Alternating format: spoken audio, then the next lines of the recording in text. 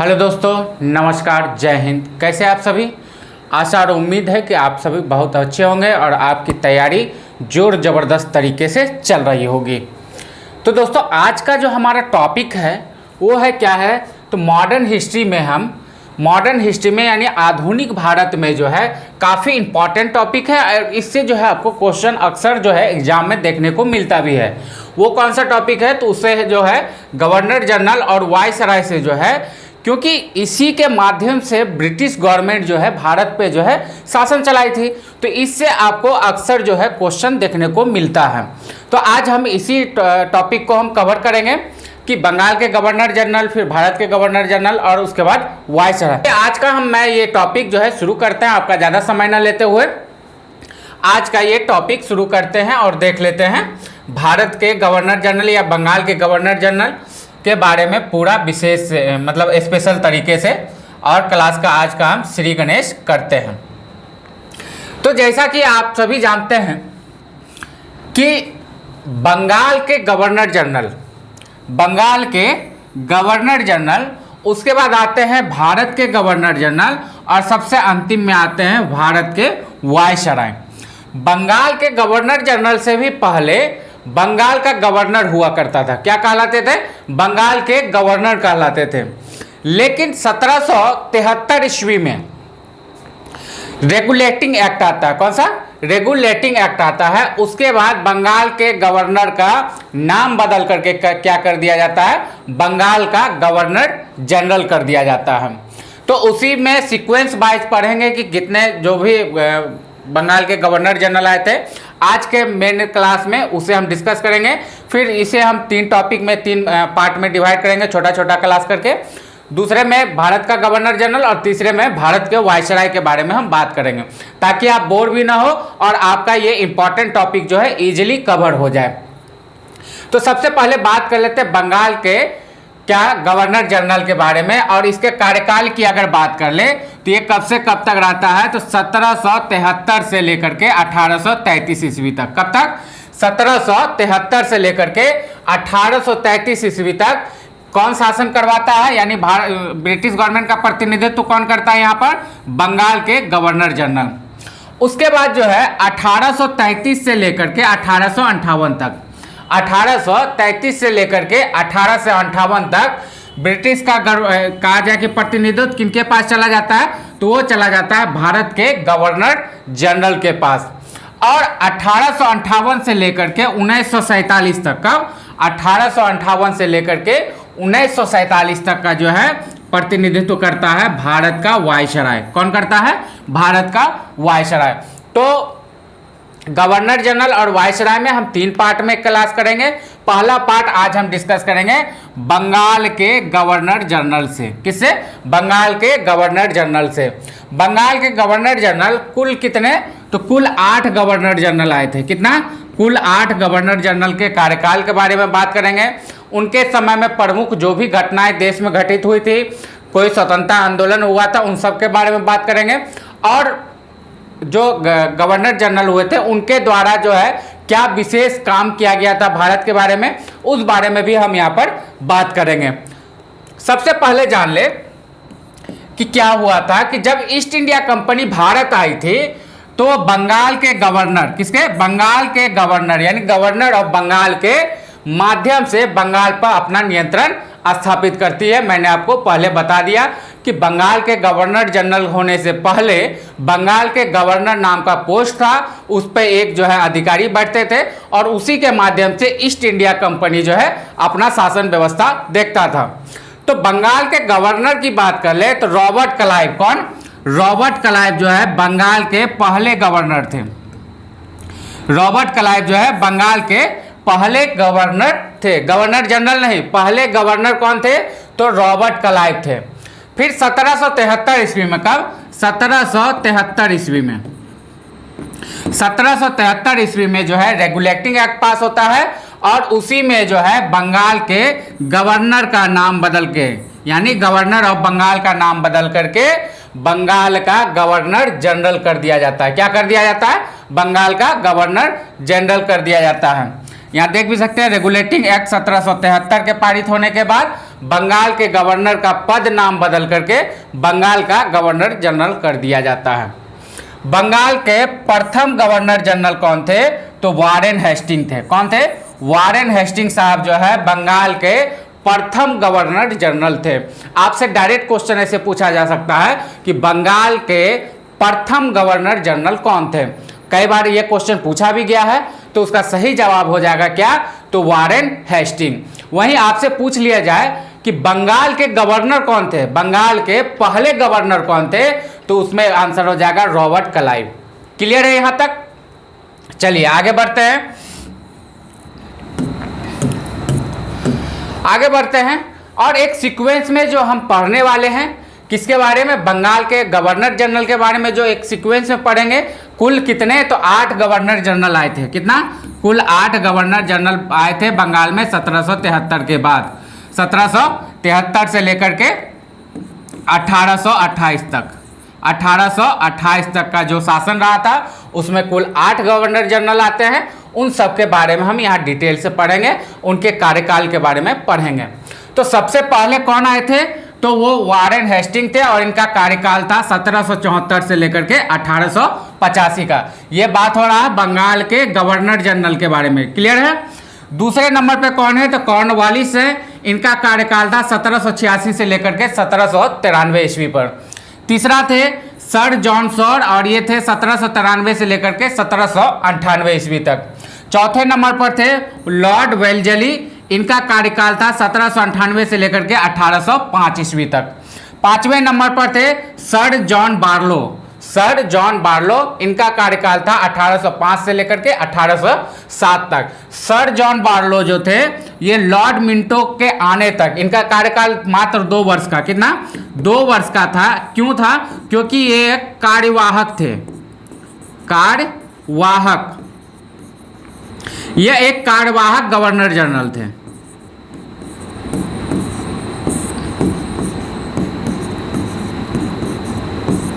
तो जब तक लॉर्ड मिंटो 1807 ईस्वी में जब तक नहीं आए थे तो 2 साल के लिए बीच में सर जॉर्ज बार्लो को बनाया जाता है।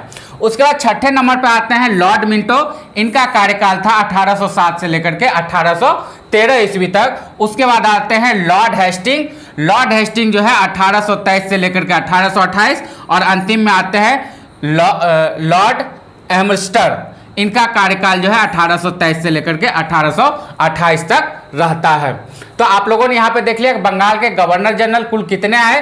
तो कुल आए 8 गवर्नर जनरल आते हैं और उनके कार्यकाल के बारे में यहाँ पे आप लोगों ने जान लिया है। चलिए अब एक एक करके जो है शुरुआत करते हैं और उनके कार्यकाल में हुए प्रमुख घटनाओं के बारे में बात करते हैं और जो आपके एग्जाम में डायरेक्ट पेपर में छपने वाले जो है प्रश्न इससे डायरेक्ट बनते हैं। तो चलिए उनको यहाँ पर देखना स्टार्ट करते हैं और सबसे पहले बात कर लेते हैं पहले गवर्नर जनरल, भारत के पहले गवर्नर जनरल यानी सॉरी बंगाल के पहले गवर्नर जनरल। इनके कार्यकाल की बात की जाए, इनका कार्यकाल जो रहता है 1774 से लेकर के 1785 ईस्वी तक। बंगाल के पहले गवर्नर जनरल जो थे वारेन हेस्टिंग, इनका कार्यकाल 1774 से लेकर के 1785 ईस्वी तक रहता है। इनके समय के प्रमुख कार्य या घटनाओं के बारे में बात कर लेते हैं।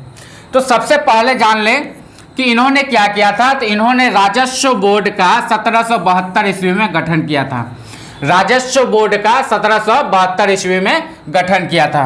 दूसरा था कि 1772 ईस्वी में 5 वर्षीय एवं 1777 ईस्वी में 1 वर्षीय भू राजस्व बंदोबस्त किया था। क्या किया था? 1772 ईस्वी में 5 वर्षीय और 1777 ईस्वी में 1 वर्षीय भू राजस्व बंदोबस्त के बारे में जो है को स्टार्ट किया था। तीसरा प्रमुख कार्य है 1774 ईस्वी में कोलकाता में सुप्रीम कोर्ट की स्थापना हुई थी। क्या हुआ था इनके कार्यकाल में? 1774 ईस्वी में कोलकाता में जो है सुप्रीम कोर्ट की स्थापना हुई थी। अगला इंपॉर्टेंट है कि बनारस का संधि हुआ था 1773 ईस्वी में। बनारस का संधि 1773 ईस्वी में। अगला है फैजाबाद की संधि 1775 ईस्वी में। फैजाबाद की संधि 1775 ईस्वी में। अगला है 1884 ईस्वी में। 1884 ईस्वी में कोलकाता में विलियम जोन्स द्वारा एशियाटिक सोसाइटी, किसका? एशियाटिक सोसाइटी ऑफ बंगाल की जो है क्या किया गया था? स्थापना किया गया था। और भगवत गीता का, किसका? भगवत गीता का किसके द्वारा? बिल्किस द्वारा प्रथम बार अनुवाद, और दूसरा पुस्तक हितोपदेश जो है, तो ये 2 पुस्तकों का जो है अनुवाद किया गया था। भगवत गीता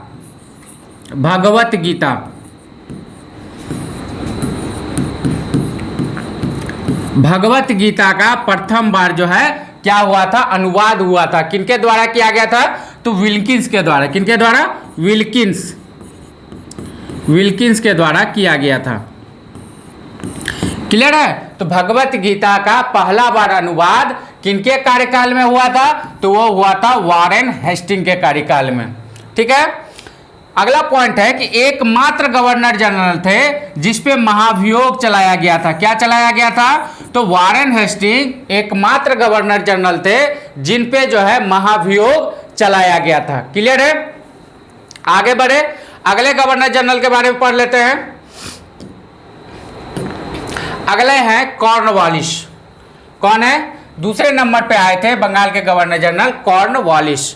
कॉर्नवालिस का अगर कार्यकाल की बात कर ले तो कॉर्नवालिस का कार्यकाल रहता है 1786 से लेकर के 1793 ईस्वी तक। कब तक रहते हैं? 1786 से लेकर के 1793 ईस्वी तक। अगर इन पे का जो है इंपॉर्टेंट अगर बात कर ले क्या क्या था किया था इन्होंने, या इनके समय में क्या क्या इंपॉर्टेंट चीज हुई थी, तो सबसे पहला चीज क्या हुआ था कि दास व्यापार पर रोक लगा था।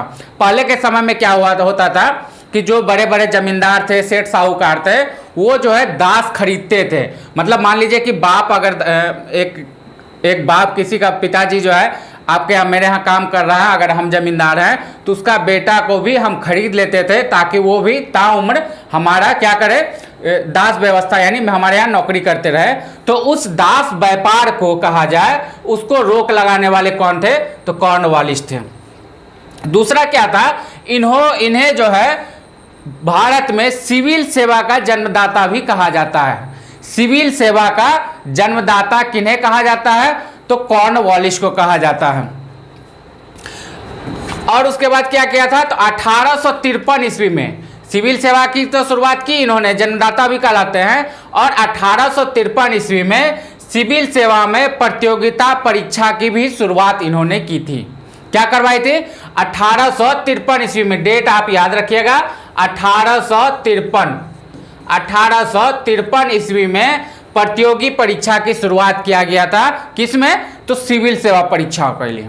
क्लियर है कि अब जो है प्रतियोगी परीक्षा के माध्यम से ही कैंडिडेट को चुना जाएगा। प्रथम अगर ICS, Indian civil service, ICS, प्रथम अगर आईसीएस की बात कर ले तो भारत में प्रथम सिविल सेवक कौन थे भारतीय? तो उनका नाम था सत्येंद्र नाथ टैगोर। कौन थे? सत्येंद्र नाथ टैगोर जी जो है प्रथम आईसीएस ऑफिसर्स थे। कब बने थे वो? 1863 ईस्वी में। 1853 में जो है क्या हुआ? तो प्रतियोगी परीक्षाओं का स्टार्ट हुआ, प्रतियोगी परीक्षा के माध्यम से चुने जाने लगे। और 10 वर्ष बाद 1863 ईस्वी में सत्येंद्र नाथ टैगोर जी जो है प्रथम आईसीएस ऑफिसर्स नियुक्त किए जाते हैं। नेक्स्ट अगर बात कर ले कॉर्नवालिस की, तो इन्हें जो है पुलिस सेवा का भी जन्मदाता कहा जाता है। पुलिस सेवा का जन्मदाता, भारत में पुलिस सेवा का जन्मदाता किन्हें कहा जाता है? तो कॉर्नवालिस को कहा जाता है। अगला बात कर ले तो 1793 ईस्वी में, कब? 1793 ईस्वी में बंगाल में अस्थायी बंदोबस्त की व्यवस्था किसने स्टार्ट करवाई? तो कॉर्नवालिस के समय में हुआ था। 1793 ईस्वी में बंगाल में अस्थायी बंदोबस्त की शुरुआत किनके कार्यकाल में हुआ? तो कॉर्नवालिस के कार्यकाल में हुआ। अगला बात कर ले, कॉर्नवालिस एकमात्र गवर्नर जनरल है जिसकी समाधि भारत के गाजीपुर में स्थित है। कहां पे है? तो भारत के गाजीपुर में आपको कॉर्नवालिस की समाधि देखने को मिलेगा। क्लियर है? गाजीपुर कहां? तो यूपी उत्तर प्रदेश में अवस्थित है। तो आशा और उम्मीद है कि आपका कॉर्नवालिस भी आपको अच्छे तरीके से समझ में आ गया होगा। चलिए अब अगला देख लेते हैं। अगले अगर बात कर ले गवर्नर जनरल की, तो अगला नाम आता है सर जॉन सॉर की। किनका? सर जॉन सॉर की बात कर लेते हैं तीसरे नंबर पे। इनका अगर कार्यकाल की बात कर ले तो ये 1793 से लेकर के 1798 ईस्वी तक रहते हैं। कब तक? 1793 से लेकर के 1798 ईस्वी तक रहते हैं। इनका अगर प्रमुख बात कर ले तो इनका सबसे महत्वपूर्ण क्या बात था, तो इन्होंने अहस्क्षेप की नीति का पालन किया था। मतलब कोई राज कर रहा है, मतलब अपना कामकाज ठीक ढंग से कर रहा है, तो उन्हें डिस्टर्ब नहीं करना, वो उनको अपना कामकाज ढंग से करने दिया जाना। नहीं तो बाकी गवर्नर जनरल क्या करते थे, जबरदस्ती राज से जो है उनका जो है छीन लिया जाता था, राजाओं से या फिर जो बड़े जमींदार थे उनसे जमीन छीन लिया जाता था। तो उस नीति का इन्होंने बहिष्कार किया और अहस्क्षेप की नीति का इन्होंने पालन किया। सर जॉन सॉर ने ही जमींदारों को, किसको? जमींदारों को भूमि का वास्तविक स्वामी माना था। किसने? जॉन सॉर जी ने जो है, इन्होंने ही किसके? तो जो जमींदार थे उन्हें ही भूमि का वास्तविक स्वामी के रूप में माना था।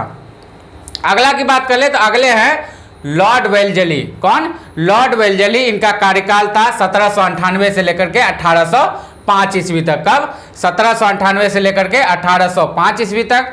इनका अगर प्रमुख कार्य की बात कर ले तो ये सहायक संधि प्रणाली को प्रचलित किया था, या कहा जाए कि सहायक संधि का जन्मदाता किसे कहा जाए, तो वो कहा जाता है लॉर्ड वेल्जली को। किन्हें?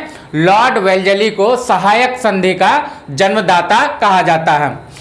इसने नागरिक सेवा में आईसीएस भर्ती के लिए, जो इन्होंने नागरिक सेवा यानी जो सिविल सर्विस में भर्ती होते थे युवा, जो सिलेक्टेड हो जाते थे, उनके लिए उन्होंने क्या किया, 1800 ईस्वी में एक जो है क्या किया था, कोलकाता में फोर्ट विलियम कॉलेज की स्थापना की। वहाँ क्या होता था, तो उनका ट्रेनिंग होता था। जैसे अभी यूपीएससी के अगर आप क्लियर कर लेते हैं तो आपको लबसाना में जाकर के ट्रेनिंग वहाँ पर मिलता है, तो उसी तरह जो है इसने नागरिक सेवा में आईसीएस इंडियन सिविल सर्विस भर्ती किए गए युवकों के प्रशिक्षण के लिए 1800 ईस्वी में कोलकाता में फोर्ट विलियम कॉलेज की स्थापना की थी। क्लियर है? तो यहाँ पर हमने चौथे नंबर के भी बंगाल के गवर्नर जनरल के बारे में देख लिया है। अब आगे बढ़ते हैं, अगला देख लें। अगले हैं सर जॉर्ज बार्लो। कौन? Sir George Barlow. ये मात्र 2 साल के लिए बनते हैं। कितने साल के लिए? 2 साल के लिए बनते हैं, 1805 से लेकर के 1807 ईस्वी तक, क्योंकि यह एक कार्यवाहक, क्या रहते हैं, कार्यवाहक, यह एक कार्यवाहक गवर्नर जनरल बनते हैं। और इनका अगर प्रमुख कार्य की बात कर ले तो लॉर्ड मिंटो के आने तक ये एक कार्यवाहक गवर्नर जनरल रहते हैं, और सिर्फ इनके समय में 1806 ईस्वी में वेल्लोर का विद्रोह हुआ था। वेल्लोर का विद्रोह हुआ था 1806 ईस्वी में। तो इनका कार्यकाल में प्रमुख घटनाओं में आपको याद रखना है कि 1806 ईस्वी में वेल्लोर का विद्रोह है। अगले नंबर पे आते हैं लॉर्ड मिंटो। लॉर्ड मिंटो के कार्यकाल की बात कर ले तो ये 1807 से लेकर के 1813 ईस्वी तक बंगाल के गवर्नर जनरल रहते हैं। अगर प्रमुख बातों की बात कर ले तो रणजीत सिंह के साथ 1809 ईस्वी में प्रसिद्ध अमृतसर की संधि, अमृतसर की संधि किनके किनके बीच, तो रणजीत सिंह और ईस्ट इंडिया कंपनी के बीच होता है। तो उस समय कौन रहते हैं गवर्नर जनरल? Lord Minto. कब हुआ? 1809 ईस्वी में। अगला है, इसलिए नागरिक सेवा में आईसीएस भर्ती किए गए युवकों के प्रशिक्षण के लिए, अच्छा ये तो अगले वाला है। तो इसमें जो है इंपॉर्टेंट आपको ये याद रखना है कि रणजीत सिंह के साथ अमृतसर की संधि किनके द्वारा हुआ था, तो लॉर्ड मिंटो के साथ हुआ था। क्लियर है? आगे बढ़ते हैं, अगला देख ले। अगले नंबर पर है लॉर्ड हेस्टिंग्स। लॉर्ड हेस्टिंग्स की बात करें तो इनका कार्यकाल 1813 से लेकर के 1823 ईस्वी तक रहता है। लॉर्ड हेस्टिंग का कार्यकाल 1813 से लेकर के 1823 ईस्वी तक रहता है। इनके समय में अहस्क्षेप की नीति का पूर्णतः त्याग कर दिया गया था। जो अहस्क्षेप की नीति थी उसका पूर्णतः त्याग किसने कर दिया था, तो लॉर्ड हेस्टिंग ने किया था। और आंग्ल नेपाल युद्ध 1814 से लेकर के 1816 ईस्वी में, और इसी युद्ध को खत्म करने के लिए संगोली की संधि होती है। ये काफ़ी इंपॉर्टेंट है। प्रथम आंग्ल नेपाल युद्ध होता है 1814 से लेकर के 1816 ईस्वी में। और इसी युद्ध को खत्म करने के लिए संगोली की संधि होती है। कौन सी संधि? संगोली की संधि होती है। किनके समय में? तो लॉर्ड हेस्टिंग के समय में। क्लियर है? अगले नंबर पे आते हैं लॉर्ड एम्स्टार्ट। लॉर्ड एम्स्टार्ट आते हैं, इनका कार्यकाल की बात कर ले तो ये 1823 से लेकर के 1828, यानी अंतिम गवर्नर जनरल बंगाल के कौन रहते हैं? लॉर्ड एम्स्टार्ट रहते हैं। अगर इनके प्रमुख घटनाओं की बात कर ले तो यह पहला गवर्नर जनरल था जो मुगल सम्राट अकबर द्वितीय से 1827 ईस्वी में उसके बराबरी के स्तर पर मिला था। यानी ये जो गवर्नर जनरल थे ये अपने आप को मुगल सम्राट के बराबर का समझते थे और 1827 ईस्वी में मुगल सम्राट अकबर द्वितीय से उनके बराबर के सिंहासन पर बैठ करके उनसे मिले थे। और प्रथम आंग्ल बर्मा युद्ध 1824 से लेकर के 1826 तक इन्हीं के कार्यकाल में हुआ था।